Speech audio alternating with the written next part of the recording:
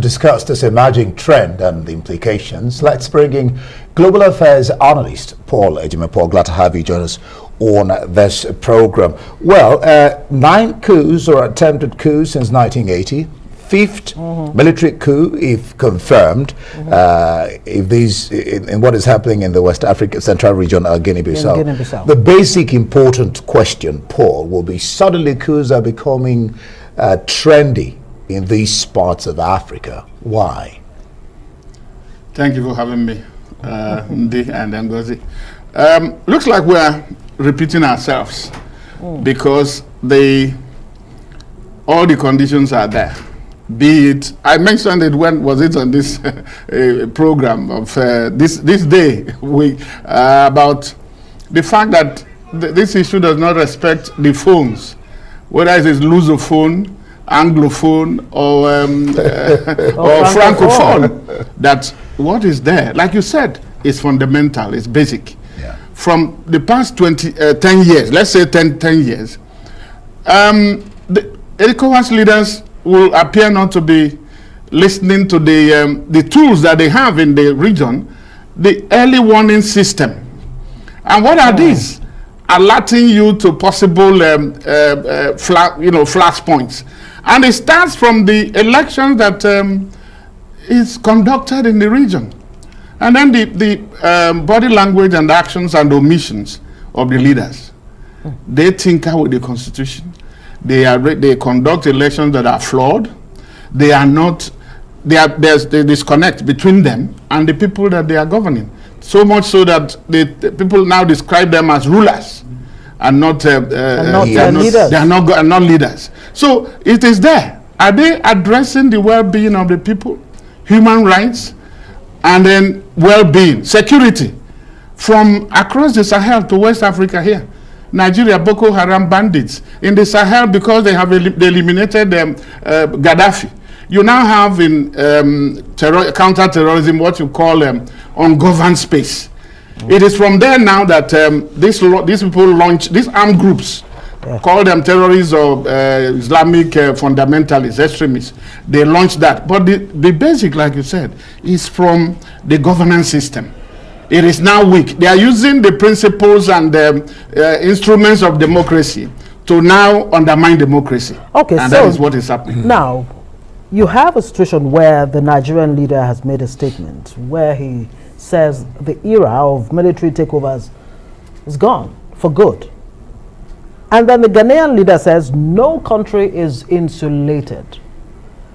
Do you want to address this opposing views? And then again, should there be an ECOWAS standby force like ECOMOG? Will that be the way forward? Address those two issues. Let me begin with the last one.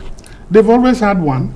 In fact, only recently, the ECOWAS military mission in Guinea-Bissau was asked to leave by this President Ambalo, who, by the way, his election is still under legal challenge before the ECOWAS community court, because the man he defeated went there to challenge it, to say that the constitutional court that was supposed to ratify the constitution didn't do so before congratulatory messages started coming in, including from ECOWAS.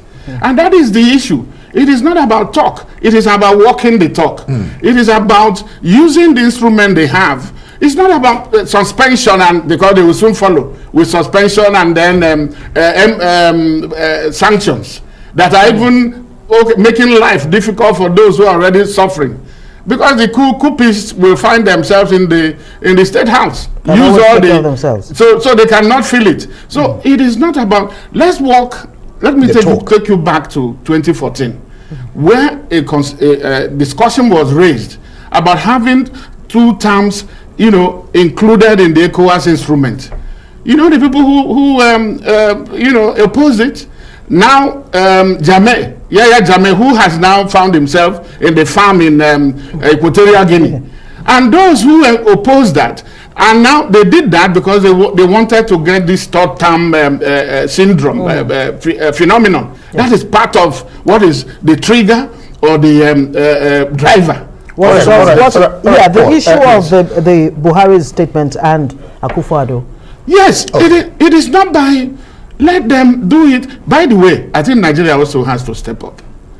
Because it is that lack of Nigeria seems to be out of the party. I remember in the days of some Nigerian leaders, they would tell these people, sit down, because Nigeria is the big boy. You are bringing the money to run this organization. And when ECOWAS fails, Nigeria has failed. Because remember, in 1975, it was Nigeria and the Togolese president, Professor Dedeji, that went and brought this organization together to see how Africa can. Nigeria just was coming out of the Civil War and thought that it is not by going it alone. You need collaboration, integration. But now this crop of leaders, they have failed. I think ECOWAS needs to be rescued from itself. Because the leaders in the past 10 years. That's where I'm going to go. But before I get there, let's just clarify what the governor of Ekiti said. He was just making a statement. Not his opinion, by the way, but it was a committee. He was just bringing the report. That's the 2022 committee inaugurated. Mali has called the ECOWAS bluff. We know that. They've cut our relationship with France. The question is, what can ECOWAS do? ECOWAS has condemned it.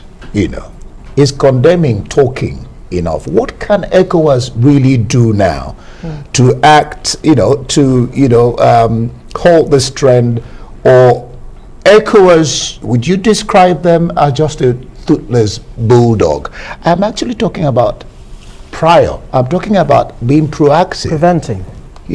That is it. I mentioned the early warning system. Because before these things, implode or explode, they would have given you some signals. The ECOWAS leaders are either ignoring it because of their selfish interests.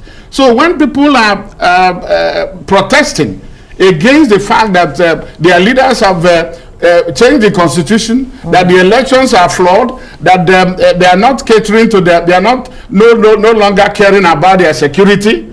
Because look at Burkina Faso, soldiers and people who are civilians were being murdered every week. The same thing in Mali, in Guinea, and so on and so forth. So you need to address begin by what you call preventive democracy. Diplomacy. You begin to fight, nip them in the bud. And how do you do that? Let the rulers, I call them rulers, because they need to play by the rules. Would it also include rethinking international response? Is there a need? They need to change. For now, ECOWAS needs to change the strategy.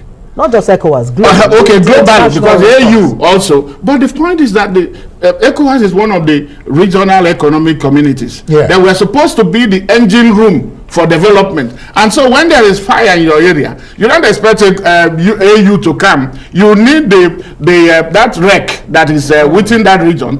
That is why when AU or UN is trying to intervene, they piggyback ECOWAS, because they are the ones that should understand the issue. But what is happening is, even when you are negotiating, even when you are dialoguing, you use certain things. You can use some tools, either hard or soft, or carrot and stick. But don't go and use a sledgehammer to kill a mosquito. And so that is part of the issue. The strategy is wrong, but they have the tools. There are protocols that talks about zero tolerance for people getting power by force. But it appears that it is only addressing military takeover. But the leaders are also, that protocol also tells the leaders to play by the rule. And if they don't, it is the ECOWAS that can tell their leaders, listen, you need to stop. All right. Thank you very much, Paul Ejime, Global Affairs Analyst. Thanks for joining us on Newsnight.